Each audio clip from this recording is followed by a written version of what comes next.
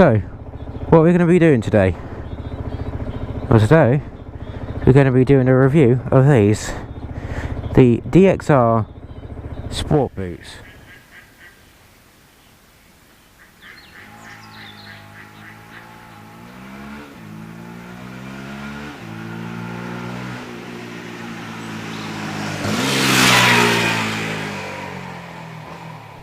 So, how much do these RRP for? Well, I got these on sale for about, what, 30 quid?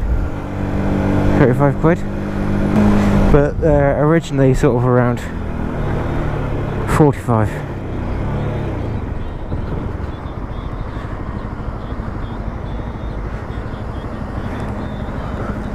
So, where did I get them from? Well, sportsbikeshop.com.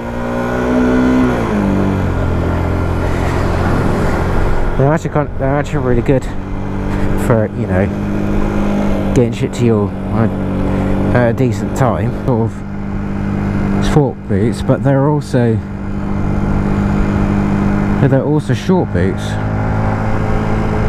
So they come up to, I think, just half an inch over your ankle. Well, the actual ankle bone. I think it's called the malleolus, if I'm not wrong. So it is very obviously CE approved sport boot with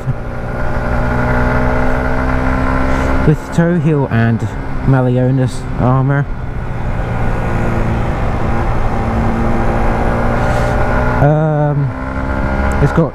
It's got shift pads on both sides, just in case, you know, the shifter is on the right. Okay. Which, if it is, you have a fucking good bike.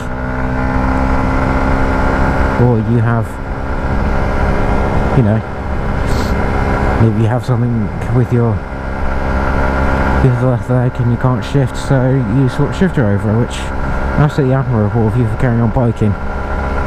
Anyway, yeah, before I get too sloppy. These boots are unfortunately not waterproof, but hey, for less than 50 quid boots, you don't really expect to be getting waterproofing. So I just bought some of that muck off fabric tech stuff that makes it waterproof, throwed it on, and, you know, seems to be doing well so far. Haven't really taken this through, you know, a massive fucking thunderstorm, but it seems to be for ventilation. They do very, very well. I would definitely say they're probably going to be better suited for summer use rather than winter. These are very, very well ventilated. If anything, after about an hour of riding, my feet get cold. So how are they to shift and downshifting? Very, very comfortable indeed. Very, very comfortable.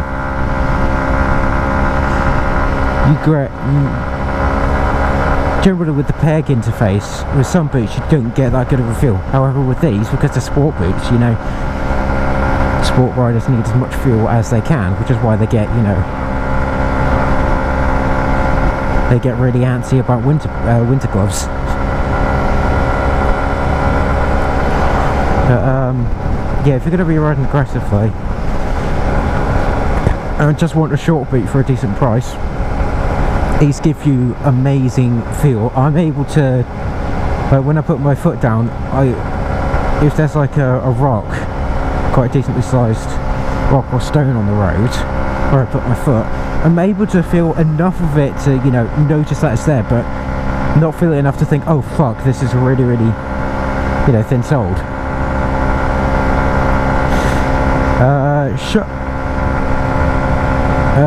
Upshifting, you know, it feels very, very responsive. You're not it's not like riding in a trainer where you're feeling literally everything, which I've only done once before. I fucking hated it. What else about them? Well, they're obviously, for, you know, sub 50 quid boots, they're laced, but surprisingly enough, I have RSD boots, and I have, you know, my regular trainers, which are a pair of Olo Sapien although PK Sapiens, I don't fucking trust this place now. But and I ride in Magnums as well. These feel,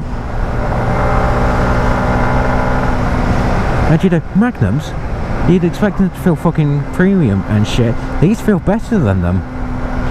Like everything from the laces, as I was talking about, to, you know, to the feel of the insole. Like the laces genuinely feel very, very strong. I don't have any fear that they're going to be, you know, breaking on me anytime soon.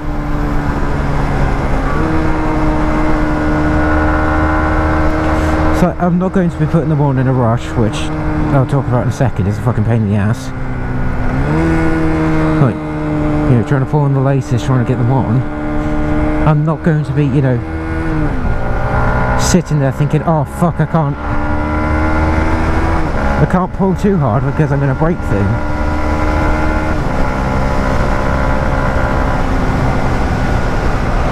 They feel almost, the outside of the laces feel almost silky. It's great. And when they're properly tightened, they feel secure and shit. They feel very, very secure. They sort of mostly tighten around the ankle, but you know, I'm not concerned that they're going to be coming off. Laces are long enough as well, so that then, you know, if you're doing like coming on and off the bike all the time, so if you're, you know, a delivery rider or something, you're only going to have to retie. You don't even have to retie them. You just tie them at the start of the day, and then when you're done, you just untie them and pull them off, and then next day. They're plenty long enough there. What I also quite like about them is that they about these boots is that they have as you can probably see down there, a little strap thing, which,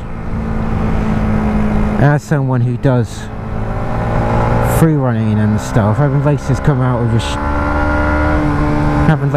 side of your shoes is fucking annoying when you try and tuck them in.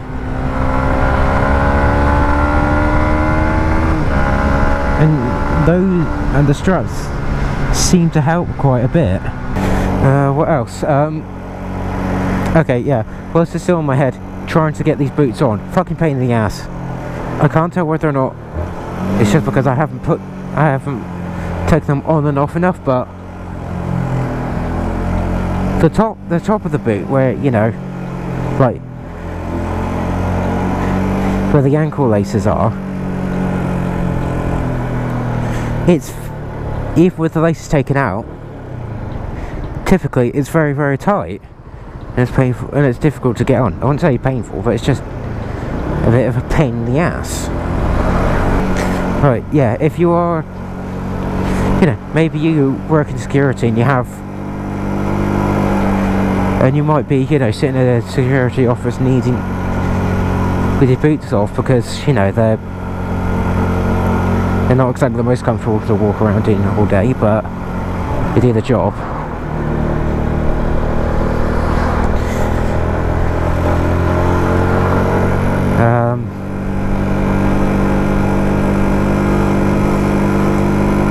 Yeah, if you're like, you know, if you work for log security, for example, and you very often take your boots on and off, and then suddenly you get called in to a job,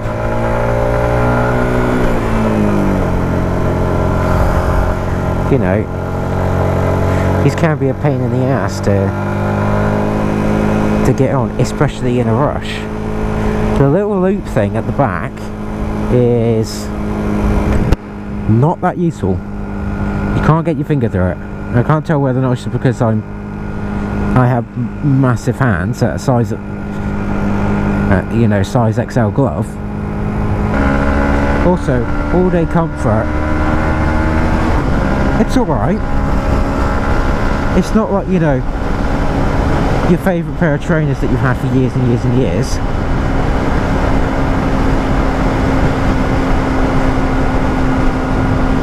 but nor is it, you know, the good old leather boots that I used to get in the army that were fucking basically chunks of cow rather than leather. Just literally just got a cow and shoved your foot in. They're not that tough. If you're going to be riding all day, yeah, most boots aren't going to be that comfortable after what, maybe 10-11 hours of riding. And that's just a given with, you know, having heavy protectant motorcycle boots. Generally you have to sacrifice a tiny bit of comfort in order to achieve safety.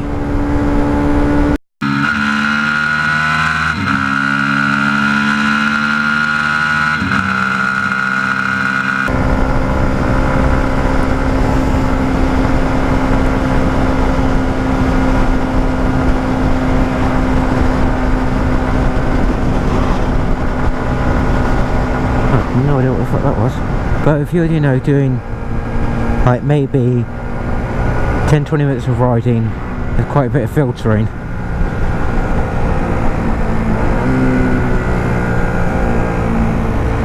and then about maybe 10-20 minutes walking and repeating that all throughout the day, these are alright. Your feet are still going to ache at the end of the day, but that's just, you know, that's going to be what's happening with any boot, or in fact generally any shoe. It's very, very difficult to achieve a boot that's going to be comfortable, you know, for maybe a 9-10 hour work day.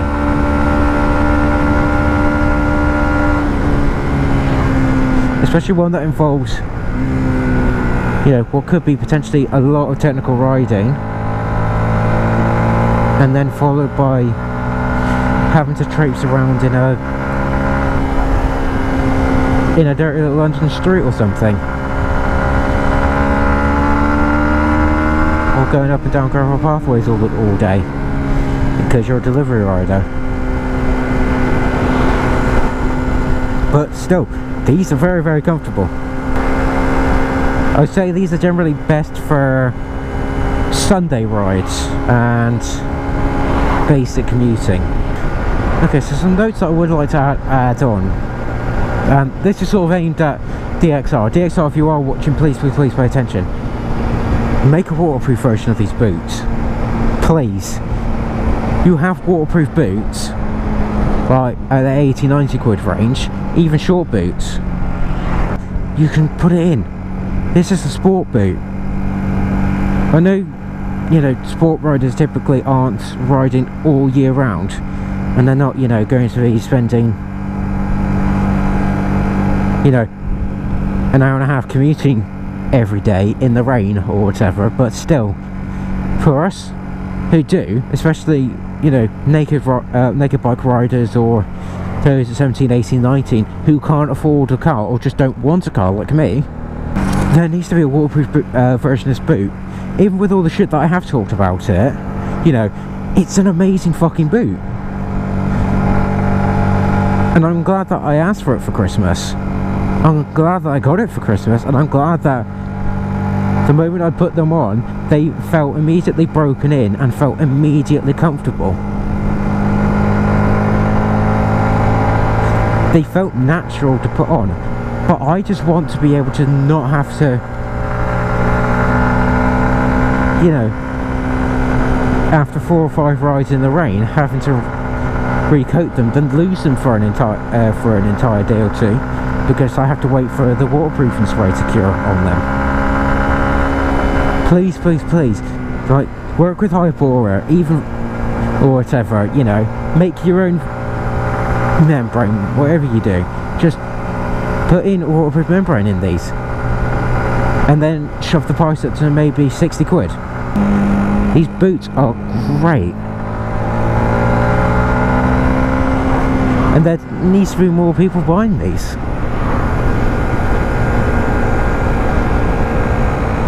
Because, like, you know, if you If you're looking for a boot where you don't have to be particularly, you know, fashion conscious, you just want a boot that's going to do the job, this is it.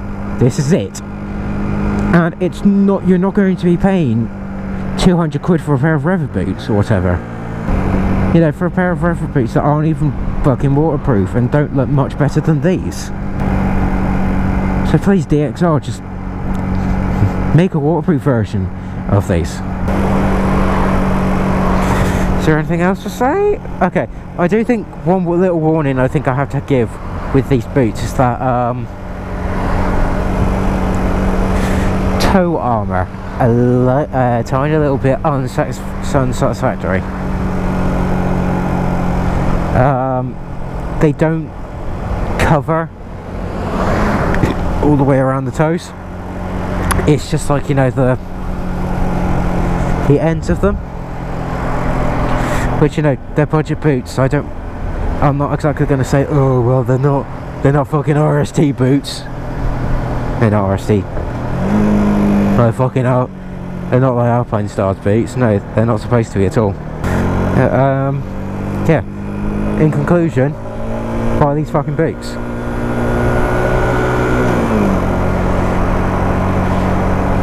Alright. See you later, cunts. I'm gonna go buy shit.